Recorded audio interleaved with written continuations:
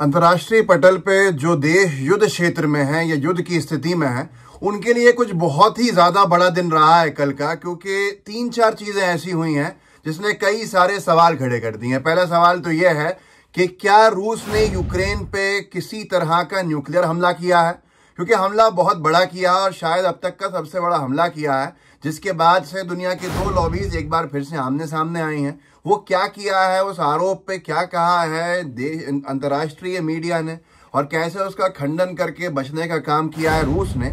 लेकिन उसके साथ इस वीडियो में मैं आपको एक और चीज बताना चाहता हूं, वो ये है कि क्या कानून बनाया है नेतन्याहू ने इजराइल की संसद में उन लोगों के लिए जो लोग वॉर से गायब होने का काम कर रहे हैं, जो युद्ध में जाने को मना कर रहे हैं, कैसे उनके परिवारों को तोड़ने की एक कानूनी बुनियाद डाली जा रही है जिसका विरोध हर तरफ हो रहा है। ये तो दूसरी चीज है। तीसरी चीज के लिए और रुकिएगा, क्योंकि इस वीडियो में आपको मैं वही बताना चाहता हूं कि अंतर्राष्ट्रीय क्रिमिनल कोर्ट के अरेस्ट वारंट निकलने के बाद जो अरेस्ट वारंट निकाला गया है नेतन्याहू के खिलाफ, उसको पकड़ने का, गिरफ्तार करने का, उस पर यूनाइटेड नेशंस ने कितना भारी अपना स्टेटमेंट दिया है नेतन्याहू के खिलाफ, वो भी आप इस वीडियो में देखेंगे।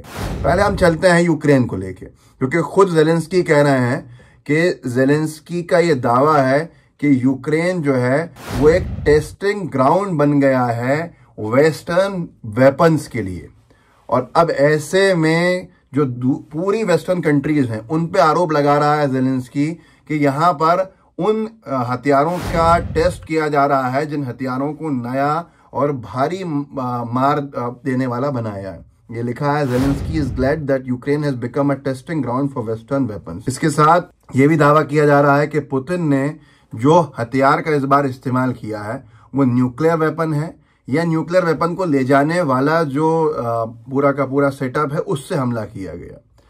और ये कहा है जेलेंस्की ने कि Putin is using Ukraine as a testing ground. Zelensky reacted to the strike with a new missile, क्योंकि जिस मिसाइल से अब हमला किया है उस मिसाइल के बारे में कहा जा रहा है कि ये इससे पहले कभी इस्तेमाल में नहीं लिया गया।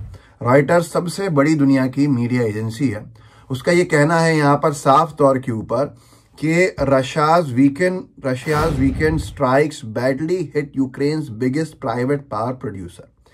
रशिया की जो अभी वीकेंड पे जो हमले किए हैं रशिया ने यूक्रेन पे, उसने बुरी तरह से सबसे बड़ा जो बिजली पैदा करने वाले पावर प्लांट्स थे उनको तबाह किया है। उनमें से शायद 3 पे हमला किया है और 2 अभी भी चलने की स्थिति में नहीं है। जिसके बाद रिएक्ट किया है जेलेंस्की ने कि ये बड़ा हथियार को इस्तेमाल किया गया है यूक्रेन पे, और जिसका इस्तेमाल किया जाता है न्यूक्लियर वेपन को चलाने के लिए वो चीज़ें हैं। ये the chief architect of the Ukrainian armed forces combat plans for the Black Sea, UK chief of defence staff Radakin has arrived in Kyiv. UK के जो चीफ हैं डिफेंस स्टाफ के, उनकी फौज के चीफ हैं, वो यूक्रेन पहुंचे हैं और इन्होंने ब्लैक सी में कोई जॉइंट ऑपरेशंस करने के लिए मीटिंग करी है। मतलब ये पूरा युद्ध जो है वो तीसरे विश्व युद्ध की तरह बनता जा रहा है, तो ये कोई बड़ी बात नहीं होगी। जिन न्यूक्लियर वेपन्स की बात की जा रही है उन न्यूक्लियर वेपन्स को लेके ये ब्रेकिंग डाली है। ये एक वीडियो है, आप देख सकते हैं।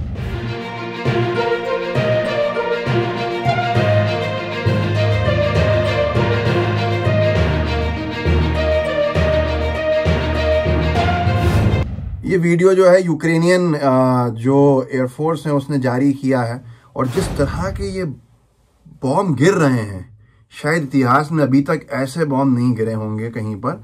और ये यूक्रेनियन एयरफोर्स ने क्लेम किया है कि रशिया ने non nuclear intercontinental ballistic missile से टारगेट किया है। रशियन सोर्सेस कह रहे हैं कि नहीं, हमने तो ये स्कैंडर और KN-23 मिसाइल चलाई थी।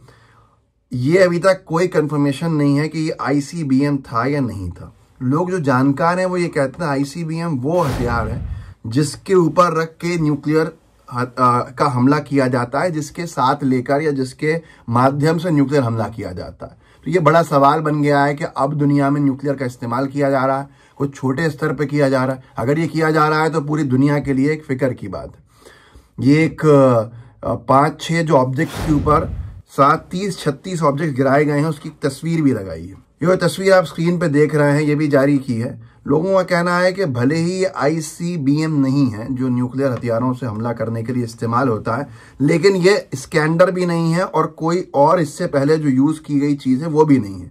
ये कुछ ना कुछ बहुत बड़ा हथियार है जिसको यूक्रेन के ऊपर हमला किया गया है, और यूक्रेन का हमला जो है उस पर ज़ेलेंस्की ने सीधे कहा है कि ये जगह बना दी है टेस्टिंग ग्राउंड यूक्रेन को, और ये बड़े बड़े हथियारों से हमला किया जा रहा है। और ये बहुत बड़ी सारी चीज़ें हैं इसके ऊपर, लेकिन पूरी दुनिया में यही कहा जा रहा है, कई चैनल्स ने इसको रिपोर्ट किया है कि ये ICBM ही है।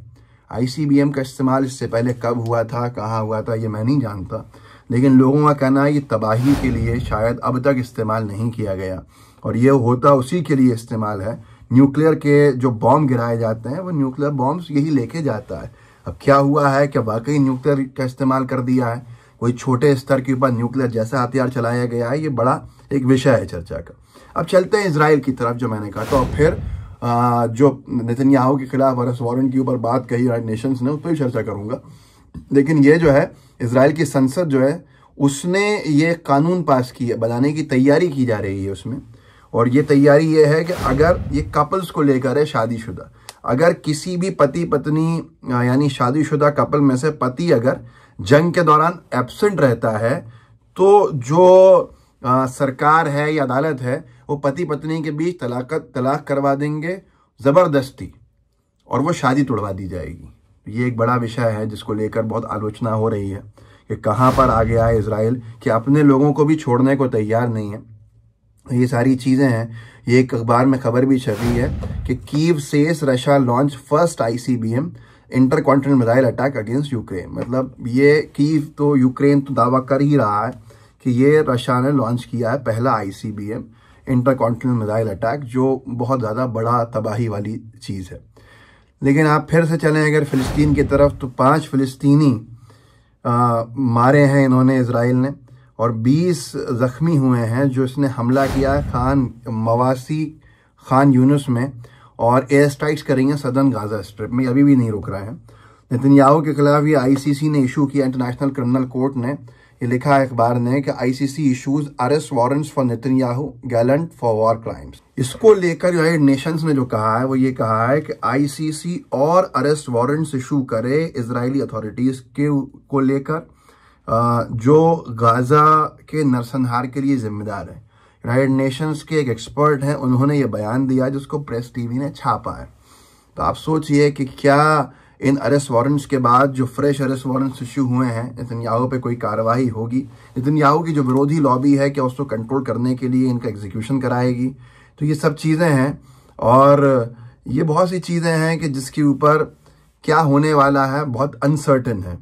दुनिया के कई देशों ने इसका समर्थन किया कि, और कई देशों ने कहा कि ICC का हम एहतराम करते हैं और उसके ऑर्डर को इम्प्लीमेंट किया जाएगा। न्यूजीलैंड ने कहा है कि अगर नेतन्याहू उसकी टेरिटरी में आया तो उसे तुरंत गिरफ्तार कर दिया जाएगा। मतलब न्यूजीलैंड में अगर कदम रखते हैं नेतन्याहू तो उसे तुरंत गिरफ्तार किया जाएगा और छोड़ा नहीं जाएगा। तो कई देश में ऐसा है कि अगर नेतन्याहू एंटर होगा तो हम गिरफ्तार करवा देंगे। तो ये बहुत बड़ा एक अपडेट है। इस वीडियो को आगे बढ़ाइएगा, लोगों को जारी कीजिए, लोगों को जागरूक कीजिएगा, और ये तमाम चीज़ें जो हैं वो बहुत महत्वपूर्ण हैं, लोगों तक जाएं, लोग जागरूक होने, पता चले कि हो क्या रहा है। जय हिंद, जय भारत। द लाइव टीवी, सच सबसे आगे।